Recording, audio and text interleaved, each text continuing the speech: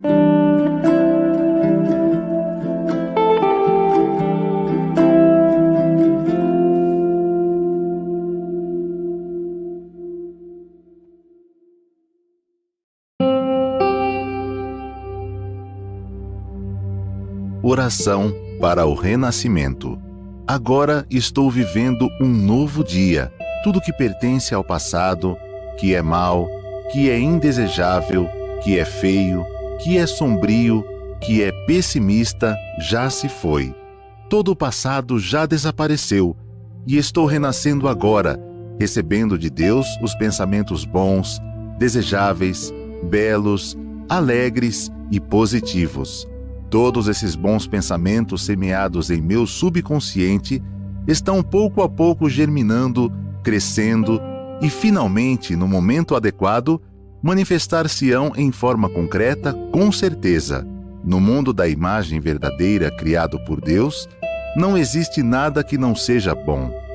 E está determinado que somente o que há de bom no mundo da imagem verdadeira se manifestará neste mundo fenomênico, a não ser que nós, homens, impeçamos a sua manifestação com pensamentos negativos e errôneos. Eu renasci neste momento. Eliminei todos os pensamentos e sentimentos negativos e pessimistas que estavam obstruindo o canal por onde se manifestam todas as coisas boas do mundo da imagem verdadeira. Rompi todas as amarras que me prendiam. Na minha mente, já não existe nada que impeça a germinação e o crescimento das boas sementes que Deus colocou no meu interior. Eu renasci agora. Sou filho de Deus. Deus semeou no meu interior a possibilidade infinita que vai se manifestando cada dia mais abundantemente. Muito obrigado. Sejam todos bem-vindos a esse espaço reservado para reflexão sobre a verdadeira prosperidade. E a verdadeira prosperidade não é aquela em que se obtém única e exclusivamente com o progresso material. A verdadeira prosperidade é a prosperidade espiritual. Através da prosperidade espiritual, é perfeitamente possível materializar no mundo da matéria, no mundo do fenômeno, aquilo que nos é necessário. Jesus Cristo nos ensinou: buscai em primeiro lugar o reino de Deus e a sua justiça, e todas as demais coisas vos serão dadas por acréscimo. Você que nos acompanha neste momento, através deste canal na internet, que está em busca de refletir sobre a prosperidade na sua vida, deve saber, antes de mais nada, que prosperidade é um estado de espírito. Prosperidade é a satisfação que se obtém através das conquistas, sim, mas através daquilo que nós possuímos neste momento, através daquilo que temos neste momento.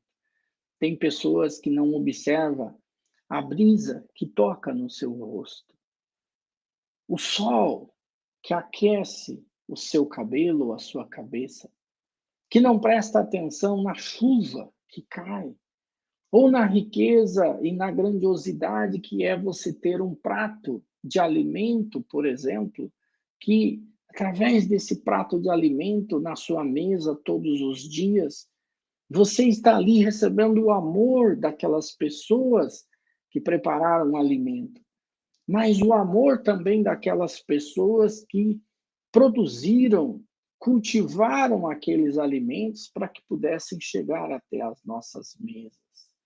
Então, observar, perceber, reconhecer tudo isso como sendo dádivas do céu. Este é o verdadeiro rico, esta é a verdadeira prosperidade. No livro Reconstruindo a Vida Humana, que é o livro-texto nosso hoje deste evento, desta atividade organizada pela Associação da Prosperidade da Seitianoia do Brasil, ele traz no seu capítulo 6, novo projeto de vida. Como prosperar? como enriquecer, como se tornar mais próspero, ou seja, para prosperar. Elabore um novo projeto de vida. Mas elaborar um novo projeto de vida baseado em quê? Baseado em quanto você ganha? Baseado em quanto você tem de dinheiro? Ou baseado exclusivamente nos seus sonhos? Não, não é exatamente esta a nossa proposta. A nossa proposta é que você venha refletir comigo neste momento. O professor Masaharu Taniguchi, autor desse livro, diz: religião que é legítima cuida das questões da vida. A religião não trata apenas de questões relacionadas com o que venha a acontecer após a morte das pessoas. Cuida das questões da vida. Se parece estar tratando de questões referentes ao pós-morte e como a função da vida que continua existindo após a morte é invisível e não pode ser objeto de estudo dos cientistas, tornou-se questão tratada pelos religiosos. A ciência do homem é a vida. Então, a ciência do homem é a vida. O que significa isso? Significa que nós temos que observar que a vida está presente em todas as coisas. O dinheiro, por exemplo.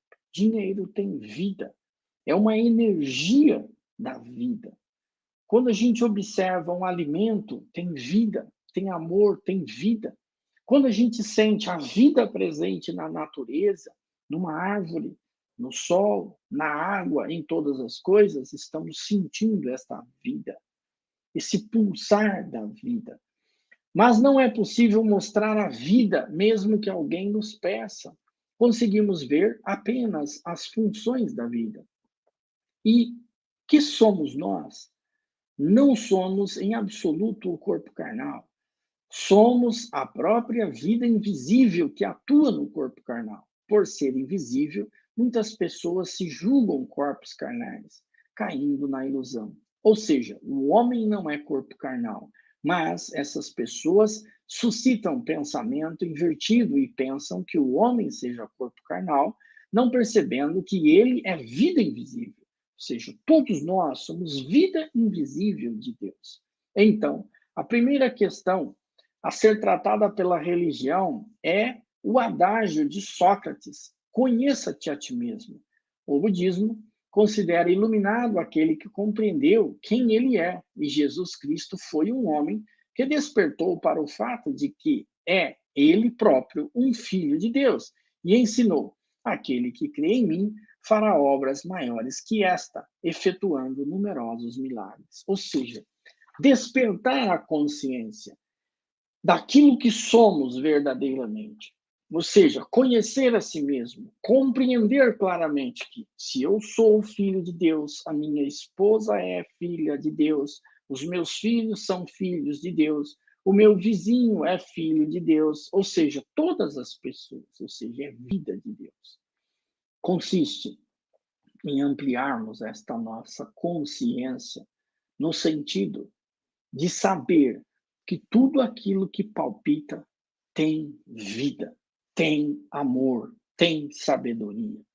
Então, essas três virtudes do Filho de Deus, presentes, e quando elas são reconhecidas, visualizadas, fazem com que a prosperidade, a provisão necessária para a nossa existência surja naturalmente, sem que tenhamos uma visão individualista das coisas, sabendo que toda a provisão ela deve ser repartida. Quando nós repartimos os nossos talentos com aquilo que fazemos como profissão e desenvolvemos isso, ajudando a muitas e muitas pessoas, empresas e trabalhando, a prosperidade surge em um contexto natural nas nossas vidas. No mesmo livro, o professor continua dizendo: seja qual for o nome, nós derivamos de Deus e, portanto, nossa vida é Deus, sendo inevitável dizer que crer no homem é crer em Deus. É impossível que alguém não crê em Deus consiga crer no homem. Como também é impossível alguém que não ama a Deus amar ao homem, ou quem não ama ao homem amar a Deus. Cristo ensinou: amarás ao Senhor teu Deus de todo o teu coração, de toda a tua alma, ou de toda a tua alma e de todo o teu entendimento. O segundo mandamento é semelhante a esse: amarás ao teu próximo como a si mesmo. Então, quem ama a Deus não pode deixar de amar a si e que veio de Deus e ao próximo, ou seja, amar ao próximo, amar a todas as coisas. Esse é a grande chave, é o grande segredo para nós prosperarmos tranquilamente nas nossas vidas, de forma a não ficar preso com as questões materiais apenas, mas ter esta visão da espiritualidade presente em todas as coisas. Aqui, até esse ponto, eu estou reforçando esse princípio desta verdade fundamental. Mas nesse capítulo do livro Partido, o Novo Projeto de Vida, o partindo para uma nova vida, o professor fala, acima de tudo, sobre a diferença entre amar e gostar. E ele traz uma reflexão a respeito, principalmente, da vida conjugal, ou da forma como nós nos relacionamos com o nosso cônjuge. Ele diz: o casamento começa com dedicação abnegada, pois os cônjuges, entre si, esses cônjuges, eles vivem de uma tal forma em que um se entrega totalmente para o outro. Nessa entrega que existe um para com o outro dentro do casamento, quando ela é feita com reservas, reservas essas que eu quero dizer, reservas mentais, em que um se vê separado do outro, começa a surgir desarmonia. Apesar dos cônjuges, cada um ter nascido de um pai e de uma mãe, e se unirem no casamento, quando se une, forma o quê? Forma o chamado casal. E esse casal, quando ele vive em harmonia, todas as coisas prosperam naturalmente. Vêm os filhos, vem a prosperidade, vem a riqueza. Só que nós não podemos esquecer que a nossa vida aqui é uma escola do aprimoramento da nossa alma. Sendo esta uma escola do aprimoramento da nossa alma, nós não podemos pensar que todas as matérias são matérias fáceis. Uma esposa, muitas vezes, que foi formada e tem uma personalidade, mas foi formada dentro de um lar diferente que o seu, ela vai ter aspectos diferentes, não somente na individualidade, mas inclusive na forma de pensar, de agir. Se isso começar a criar choque e conflito, é porque quem conflita dentro do casamento é porque ele quer que a esposa seja igual a ele, ou ela quer que o esposo seja igual. E dentro de um casamento existe o quê? As diferenças. É nessas diferenças que ressalta-se a beleza de um casal. E quando isso está permeado por desarmonia, a prosperidade não fica ali, não está presente ali. Então, muitos e muitos relatos nós ouvimos na Seitonoye de casais que estavam em desarmonia. E quando eles efetivamente se harmonizaram, a prosperidade, a saúde na família, tudo se tornou natural, de forma natural. Então, isso por quê? Porque aonde tem harmonia, tem prosperidade, tem riqueza. A revelação divina da grande harmonia constante, nas primeiras páginas da Sutra Sagrada, Chuva de Néctar da Verdade, diz o seguinte: reconcilia-te com todas as coisas do céu e da terra. Quando se efetivar a reconciliação com todas as coisas do céu e da terra, tudo será teu amigo. Portanto, a nova vida, o novo projeto de vida, ele tem que estar alicerçado na espiritualidade. Essa espiritualidade é justamente esse ponto em que você está vivendo em harmonia com todas as coisas. do céu e da terra.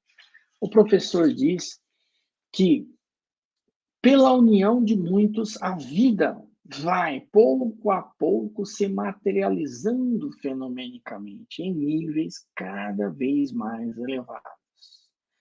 Sendo assim, não é bom que um homem ou uma mulher viva só, porque isso contraria a lei da manifestação da vida. O que ele quer dizer aqui? Com essa frase, que é uma frase de impacto, significa que quando nós estamos vivendo dentro de um casamento, dentro de um ambiente, de uma harmonia entre um casal, ali tem as diferenças, mas nessas diferenças todos crescem e manifesta a vida.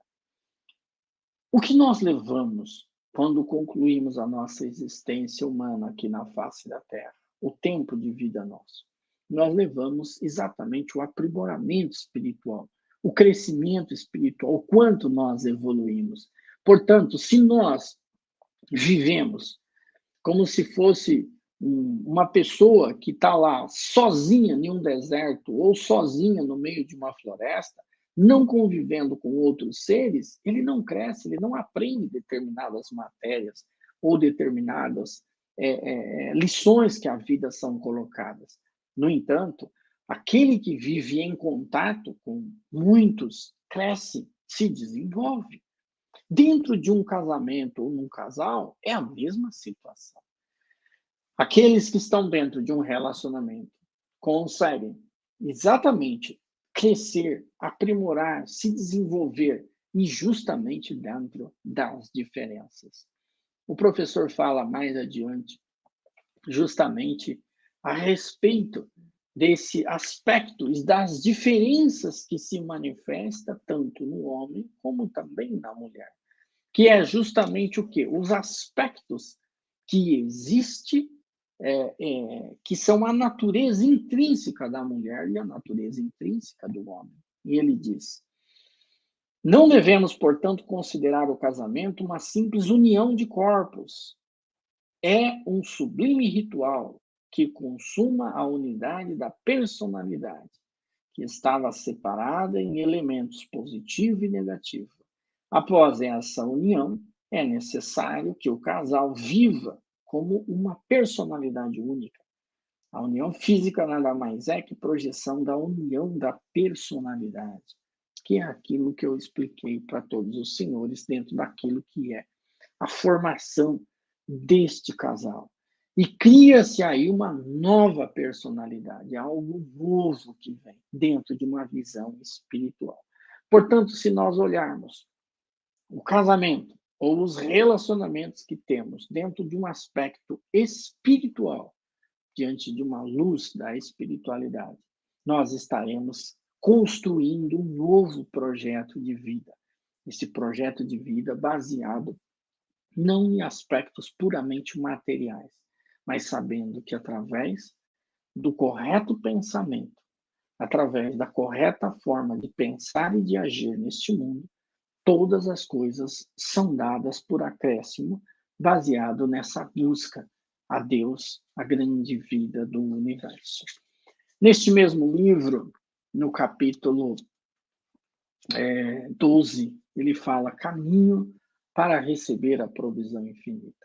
Então, você que acessou essa palestra, que está acompanhando a gente ao vivo, ou mesmo posteriormente nesse nosso canal, que trata a respeito do assunto de prosperidade, eu quero falar um pouquinho aqui de um lado que é fundamental, como princípio de uma partida para uma nova vida. Eu quero perguntar para você, o quanto que realmente você tem doado, quanto que você tem oferecido, seja os seus talentos, seja a sua capacidade de trabalho, seja o que você tem de melhor, o quanto você tem oferecido para a humanidade, eu vou chamar assim.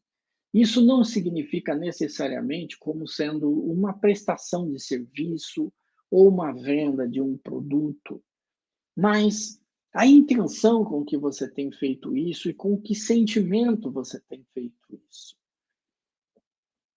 Dando é que se recebe. Esta é a lei da vida. Se uma semente não é plantada, ela não germina. E se não oferece primeiro a semente, não se obtém a colheita. Isso é lei, é lei. Muitas pessoas ficam fazendo projetos e desejando receber riquezas materiais, por exemplo, numa visão extremamente individualista das coisas, sem levar em consideração esta lei, por exemplo. Então, podemos e devemos ter projetos de vidas amplos em todos os sentidos, e inclusive material. Não tem nenhum problema quanto a isso, e a Seitonoye não é contra isso. Mas é importante refletirmos o quanto que nós estamos de fato oferecendo. Como é que está a sua relação com o seu pai, com a sua mãe, com os seus antepassados? De fato, eu estou oferecendo a eles sentimento de amor? Esse sentimento de amor junto com gratidão, como é que está a sua relação com seus ancestrais? Como é que está a sua relação com seu pai, com a sua mãe, com seu cônjuge, com seus filhos? É importante pensarmos. É importante nós colocarmos dentro desse contexto também os nossos parentes. É importante colocar nesse contexto também o sentimento que eu tenho para com os meus clientes, por exemplo. O sentimento que eu tenho para com os meus fornecedores, para aqueles que têm negócios, que são empresários. O sentimento que eu tenho para com os meus funcionários, os meus colaboradores. Então, tudo isso é importante nós refletirmos. O quanto que realmente eu estou oferecendo de sentimento para eles, o quanto que eu estou me relacionando com tudo isso. Porque antes de falarmos de crescimento, de plano de vida, de objetivos que estão determinados, é importante refletirmos sobre tudo isso. No livro Preceitos de Luz, Caminho, o professor Masaharu Taniguchi, ele fala uma coisa que é muito interessante. Ele diz assim: as mentes se comunicam mutuamente. Então, nós estamos todos interligados. O sentimento que temos para com os nossos funcionários, eles captam isso. E vice-versa. Os sentimentos que nós temos com os nossos fornecedores ou dentro do ambiente de trabalho nosso, eles transmitem. Os sentimentos que nós temos e pensamos e vibramos dentro da nossa casa se transmite para os nossos filhos, cônjuge, marido, mulher, tudo se transmite. Quando você está na rua dirigindo, se você dirige com um sentimento de bênção aquelas pessoas que estão naquela rua, naquela avenida ou naquele trânsito, transmite. Se você estiver dentro de um metrô, dentro de um ônibus, emitindo vibrações de bênçãos, transmite.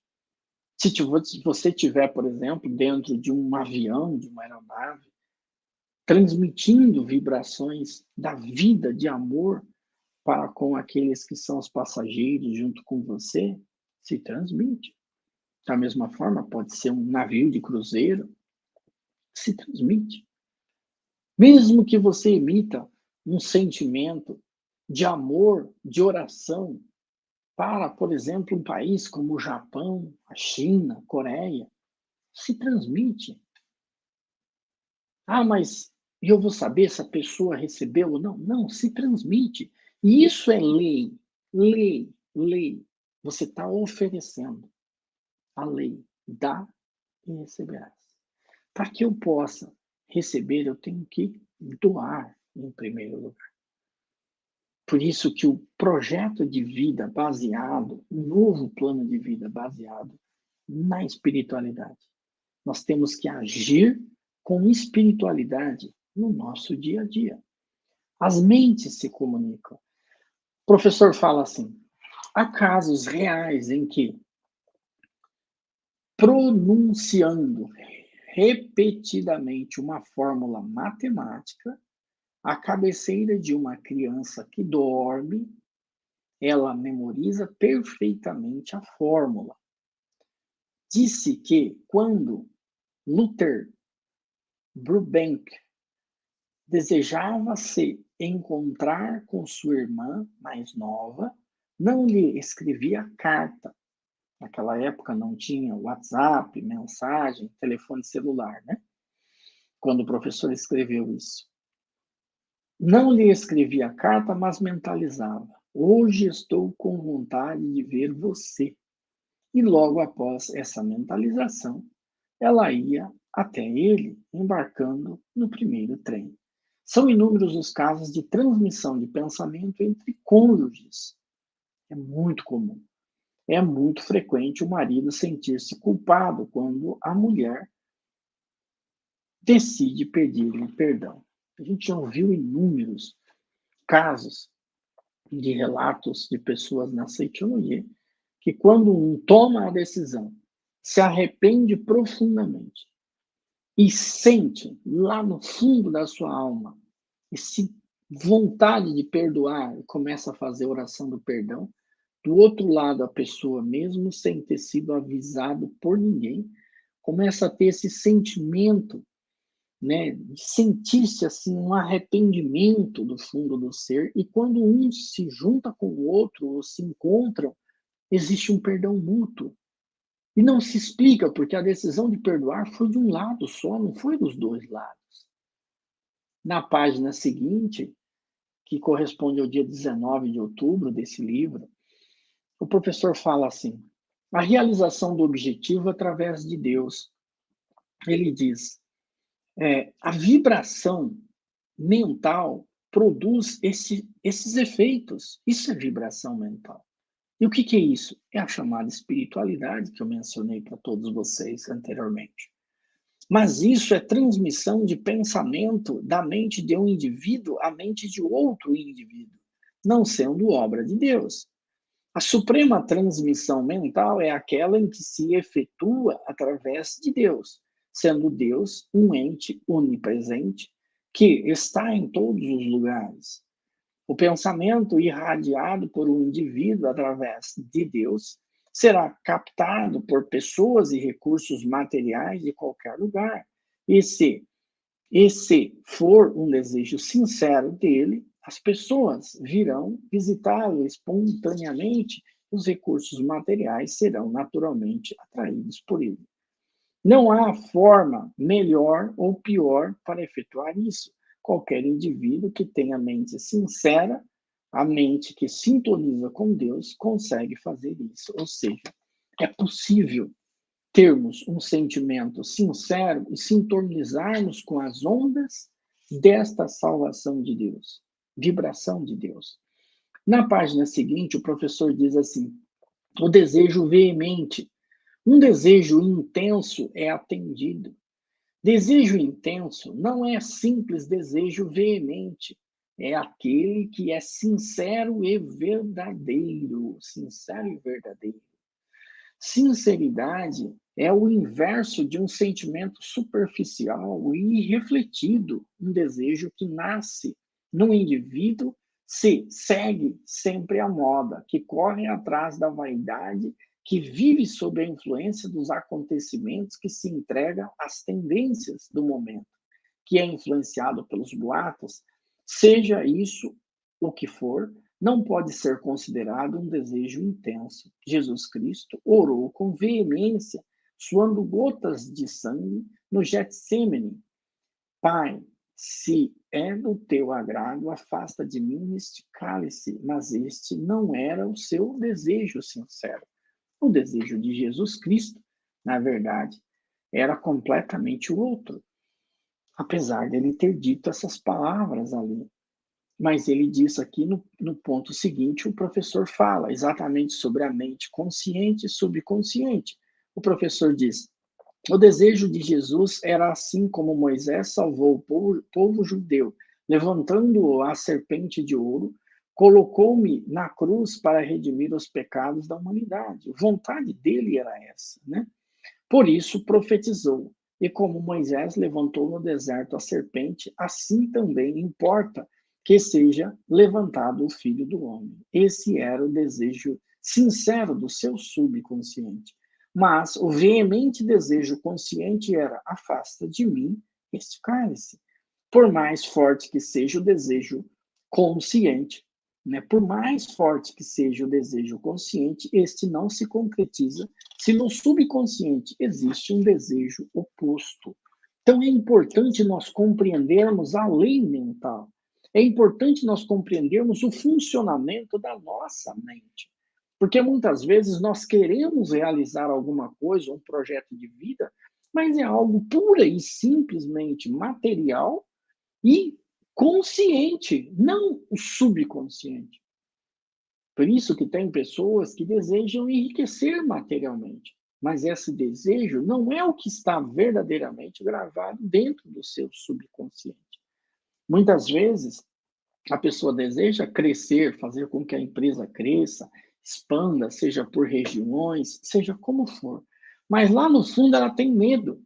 Medo de crescer porque alguém cresceu e quebrou, porque aconteceu, porque fracassou, por isso, por aquilo.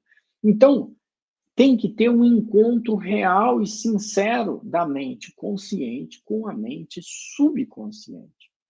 E falando sobre desejos, veja bem, nós temos na Seichonoye a oração para a cura divina, ou também conhecida como forma humana. E é interessante como que as pessoas conseguem realizar os seus desejos pedindo a realização dessas orações. São basicamente 15 desejos que estão ali listados.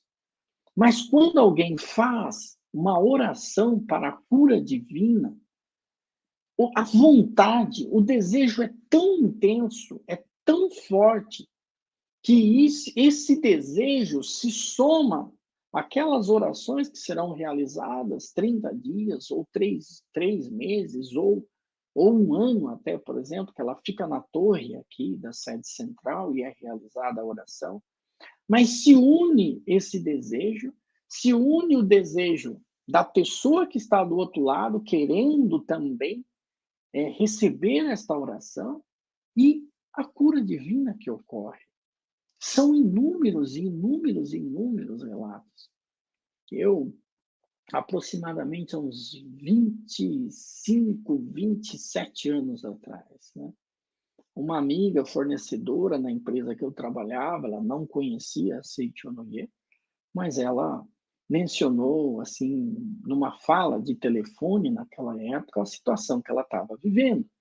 Até então, esta bem jovem casada na época, ela estava grávida. E como eu sabia disso, numa das ligações que fiz, perguntei: "E aí, como é que está a gravidez? Está tudo bem?" Tal, tá tudo bem, mas já nasceu. Como assim? E aí ela me contou que acabou nascendo o bebê bem prematuro. Ele estava internado com uma situação assim de ganhar peso, perder peso, ganhar peso, perder peso. Nesta ocasião eu falei da oração para a cura divina, a forma humana da Seichonoye. E eu disse que como eu morava próximo da sede central naquela época, ou próximo da regional, eu não me recordo, eu passei na regional ou na associação local e fiz esta forma humana naquele dia. E junto com a forma humana, que eu fiz crescimento perfeito, manifestação da imagem verdadeira, vários, né? Eu também enviei para ela uma sutra sagrada. E junto, mencionei no dia seguinte a realização da oração, né? E isso era mais ou menos numa terça ou quarta-feira daquela semana, e esse bebê ele já estava internado há mais de 15 dias. Ganhava peso, perdia peso, ganhava peso, perdia peso. E ela passou na semana seguinte, né, quando eu novamente voltei a falar com ela. E eu fiquei sabendo que em 4 dias o bebê ganhou peso suficiente para receber alta. E em um único dia ele ganhou mais peso do que todos os 15 dias anteriores que ele ficou no hospital, depois da oração para a cura divina. Então, existe a fé, a intenção minha que fiz com aquele desejo sim da oração, a mãe que desejava fortemente também, e existe a ação do Espírito Santo de Deus através das orações, das leituras das sutras sagradas em que faz com que a pessoa que está do outro lado, receptora, receba. Tudo isso nós compreendemos lá na página 342, também desse livro, Preceitos de Luz, né? Esse livro maravilhoso, em que o professor diz o seguinte: o objetivo da oração não é realizar os desejos. Olha só que interessante. Se é para entregar tudo nas mãos de Deus, não há necessidade de orar, pois ora-se para realizar os desejos próprios, e em toda oração há um intento individual, não havendo necessidade de orar se não existe um desejo próprio. É um erro pensar desse modo, diz o professor Masaharu Taniguchi. A oração é um ato indispensável ao ser humano, porque se trata de um contato pessoal entre Deus Pai e o Filho Homem. Veja bem, contato pessoal entre Deus Pai e o Filho Homem. Um desejo profundo do subconsciente pode se concretizar em forma de projeção mental, mesmo que não seja vontade divina. Portanto, não se ora apenas para concretizar os desejos. Então, o que a gente aprende aqui é que, na realidade, a oração tem força. A oração realiza e concretiza todas as coisas. Só que oração não é apenas somente aquilo que falamos da boca para fora. Oração é o pensamento 24 horas. Oração é aquilo que nós desejamos lá do fundo do nosso ser o tempo todo. Oração não é apenas aquele momento em que paramos ali, mas ela é o encontro de tudo isso. E se um desejo sincero, ele não choca com a destruição da natureza, ele não choca com outras pessoas e não magoa outras pessoas, com certeza ele será concretizado. Eu citei o caso mencionado desse garoto que nasceu, né, de forma prematura e que esta oração realmente com a ajuda, né, da oração para a cura divina da Seichono, ele realmente ele teve a alta de uma forma rápida, mas existe ali um sentimento muito profundo da mãe. Eu mantenho, por exemplo, 6 ou 7 orações para a cura divina, para mim, pessoalmente, para todos os meus filhos, a minha esposa, o tempo todo. Faço a cada 6 meses, eu renovo e mantenho. Assim como faço também esta oração de proteção para o lar, para as nossas empresas, tudo, tudo, tudo, tudo. Porque realmente acredito na oração. Nas manhãs, na minha casa, aqui na minha residência, eu tenho o hábito de realizar orações, assim como também antes de dormir, o hábito de realizar orações. Essa oração consiste na prática da meditação Shinsokan, consiste na leitura de sutras sagradas, de livros, de estudos que faço. Mas para quê? Para manter a mente sempre sintonizada com Deus. Se nós mantemos a nossa mente sempre sintonizada com Deus, o nosso trabalho não é apenas um trabalho nosso. Ele é um trabalho em que realizamos a vontade de Deus. Não é um simples andar na rua, mas é um andar de acordo com a vontade de Deus. Então, tudo aquilo que nós fazemos, estando afinado nesta relação com Deus Pai, tudo torna-se vontade de Deus e não uma vontade própria nossa. É um conteúdo em que a nossa fé ela vai se alicerçando cada vez mais. E você vai tendo uma certeza absoluta dentro desta espiritualidade na sua vida que tudo vai bem e tudo dá certo. Mesmo naquele dia em que alguma coisa não deu certo, aparentemente, né, entre aspas, você percebe que está tudo certo. Muitas vezes nós entrevistamos um candidato, por exemplo, para trabalhar na empresa, e dali a pouco você olha e percebe assim, né? Nossa, é a pessoa certa. Mas acontece alguma coisa que não flui a contratação dessa pessoa, por exemplo. É nessa hora que você percebe uma mão invisível justamente E daí a pouco você percebe que alguém muito mais preparado, muito mais qualificado, merece e vai estar diante daquela vaga que você estava oferecendo. Mas se naquele momento que esse candidato que se retirou desta vaga ou que aconteceu alguma coisa, você esbravejar, você achar que não está certo, ou que você foi passado para trás, ou qualquer coisa assim, você fecha a porta da provisão infinita. Você fecha a porta daquilo que na realidade é o fluir das coisas boas, de todas as coisas boas. Então é importante, é muito importante nós abençoarmos todas as coisas e abençoar acima de tudo aqueles que vão.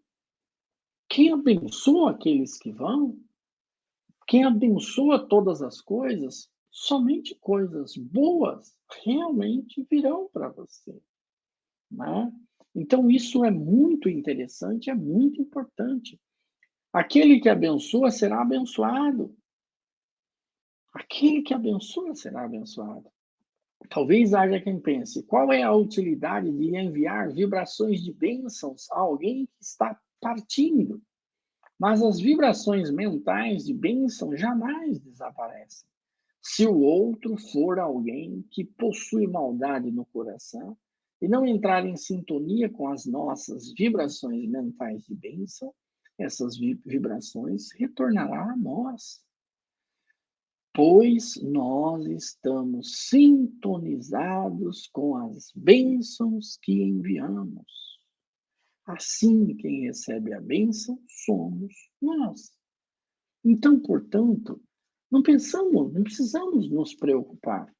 Se uma pessoa, por exemplo, realiza uma oração para a cura divina, como eu mencionei, e alguém do outro lado que você ofereceu esta oração não recebe, aqui está dito, você acaba recebendo de volta, porque você ofereceu com um sentimento bom.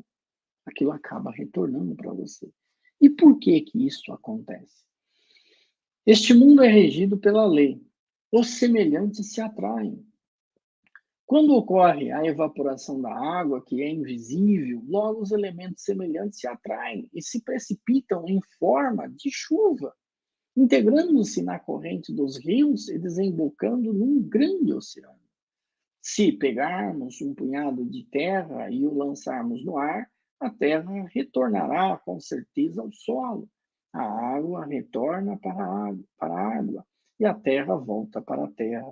O amor acompanha o amor e a bondade atrai bondade. Pensamentos semelhantes se reúnem ao redor e nos abençoam infalivelmente.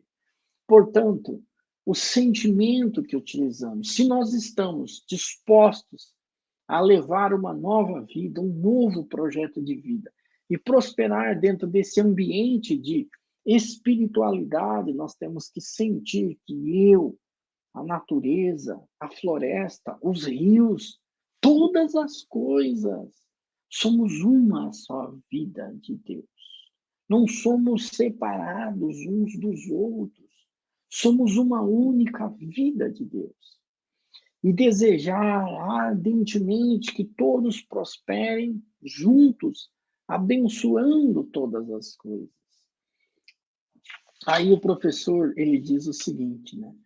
Que, em última análise, se doarmos algo, receberemos infalivelmente uma retribuição, mas não sentiremos verdadeira alegria se ao doarmos ao outro esperando isso. Ou seja, devemos fazer doações sem esperar nada em troca, mas deixar que haja a grande vida do universo.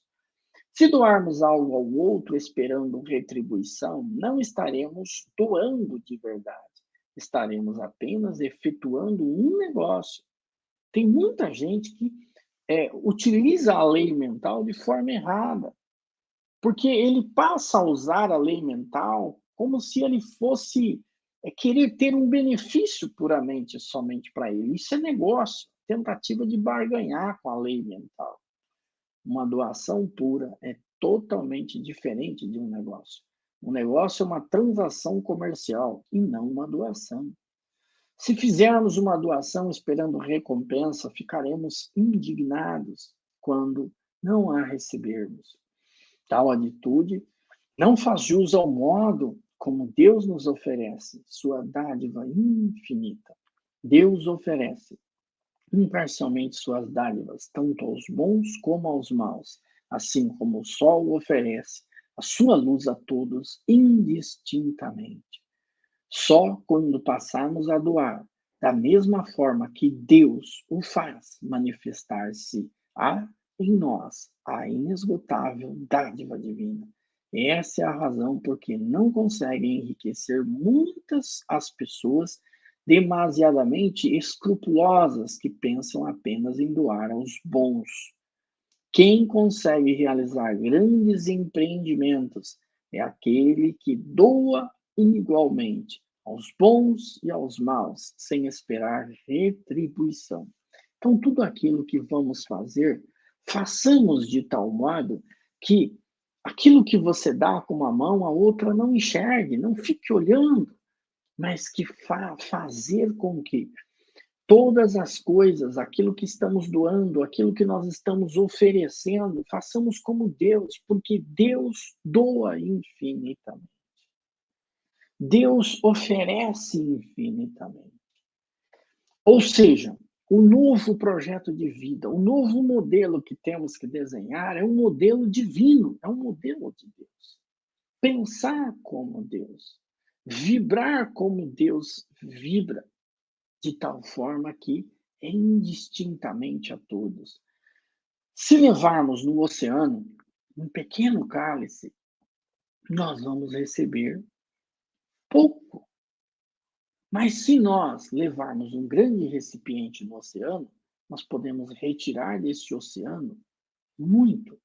Então, aquele que agradece profundamente, que oferece profundamente o seu talento, o seu serviço, a sua atividade profissional, ou mesmo para aqueles que já são investidores, que hoje não trabalham mais, né, que estão simplesmente vivendo de rendas extras dos investimentos que você fez quando estava numa vida ativa, trabalhando.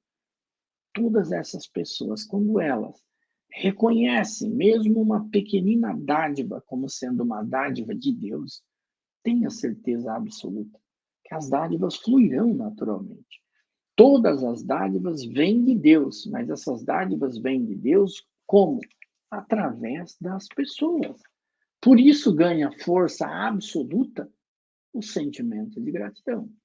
Sentimento de gratidão que é falado de uma forma exaustiva, inclusive nas nossas palestras que tratam a respeito de prosperidade.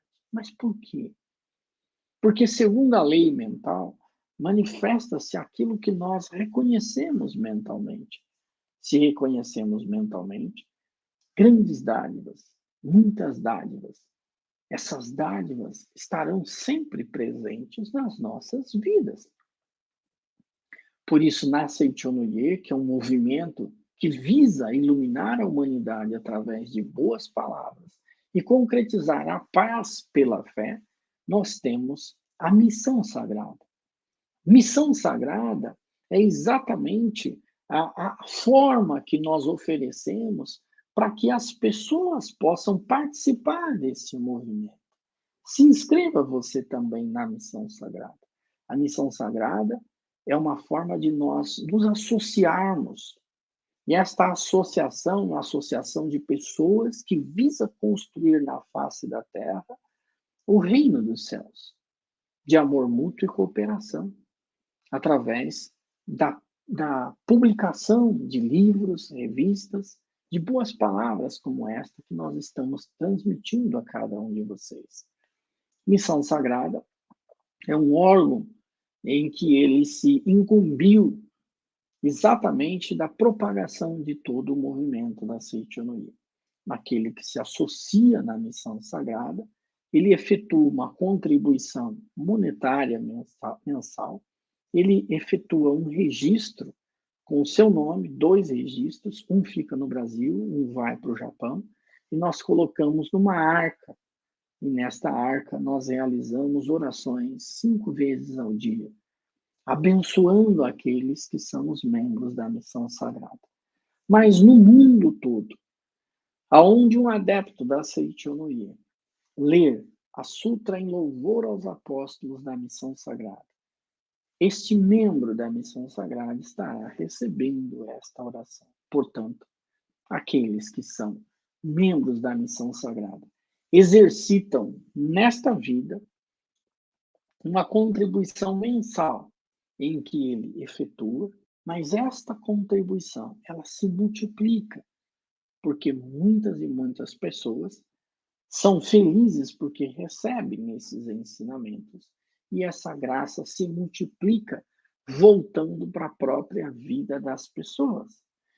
Portanto, se pegarmos aqueles que têm atividades profissionais, empresariais, e através da sua profissão, da sua atividade, se você é dentista, se você é um professor, se você é um médico, se você pegar da sua atividade e fazer dela uma atividade como se fosse uma oferenda espiritual a Deus, que você faz oferecendo essa atividade profissional sua para as outras pessoas, independentemente da remuneração que existe nesta atividade sua, tenha certeza absoluta que esta oferenda que você está fazendo, ela é tão sagrada quanto a oferenda que se faz numa igreja, ou que se faz, por exemplo, através da missão sagrada.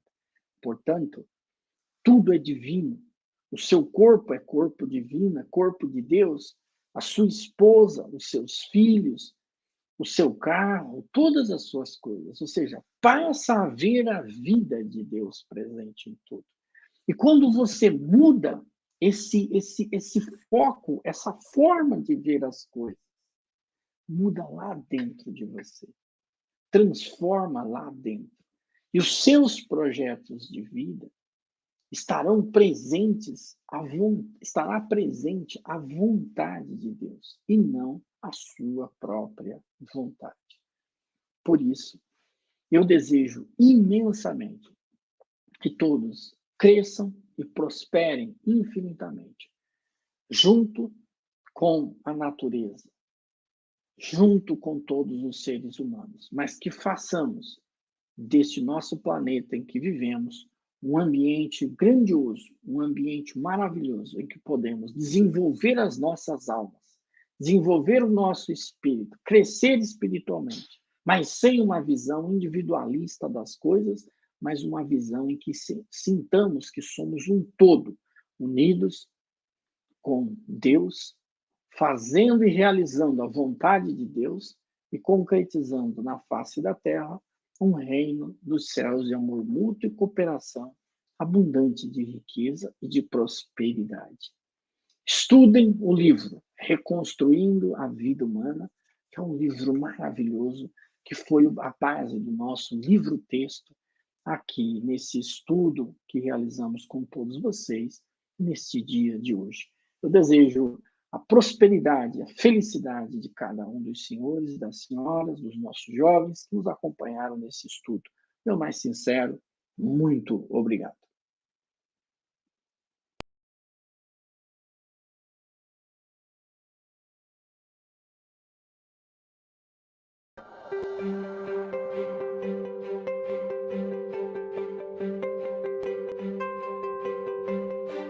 Ensinar, conduzir e inspirar pessoas faz parte da vivência de todo educador. Construir e compartilhar ideias por um mundo de amor e cooperação mútua é o desejo que habita a alma de todos nós. O Congresso Latino-Americano de Educação da Vida da Seichonoye nasceu do propósito de reunir esses ideais em forma de projetos pedagógicos e memoriais e compartilhar com pessoas como você, que anseia transformar vidas nas escolas e comunidades e está em busca de ressignificar suas experiências e práticas educacionais. Partindo do princípio de que todo ser humano é possuidor de potencialidade infinita e baseados no correto uso do poder da palavra, delinearemos juntos novas alternativas e ações que permitirão desenvolver a autonomia dos educandos, o encantamento, o olhar inclusivo e fomentar as bases que consolidarão uma nova civilização ética, empática e permeada de valores eternos. Este evento, que teve início em 2012, chega à 5ª edição neste ano, em formato virtual. Palestras, rodas de conversa, apresentações de trabalhos de alunos selecionados do ciclo de estudos da educação da vida e oficinas pedagógicas compõem a programação de 3 dias. Sabemos o quanto tem sido desafiador manter-se firme no propósito de levar adiante a educação, em especial nesses últimos meses, longe das salas de aulas presenciais, onde o trabalho se mesclou com a rotina de casa. Sabemos também, querido educador, que você se descobriu e se reinventou em formatos de ensino remoto, porque tinha dentro de si a clara finalidade de continuar dedicando amor pelo aprendizado daqueles que se apresentavam por trás de uma câmera e um microfone, ou compreender aqueles que, por inúmeras razões, faltaram-lhes recursos e precisaram parar. Agora, em formato híbrido ou não, obrigado por nunca desistir. Chegou o momento de estarmos juntos e vivenciarmos novos despertares a fim de prosseguirmos firmes na missão de fazer a diferença na educação e na construção de um mundo melhor para todos. Faça parte do 5º Congresso Latino-Americano de Educação da Vida, Base para a Nova Civilização, de 27 a 29 de agosto de 2021, na plataforma Hotmart. Maiores informações, entre em contato pelo e-mail congresso@sni.org.br ou pelo WhatsApp 11 50 14 22 53. Muito obrigado!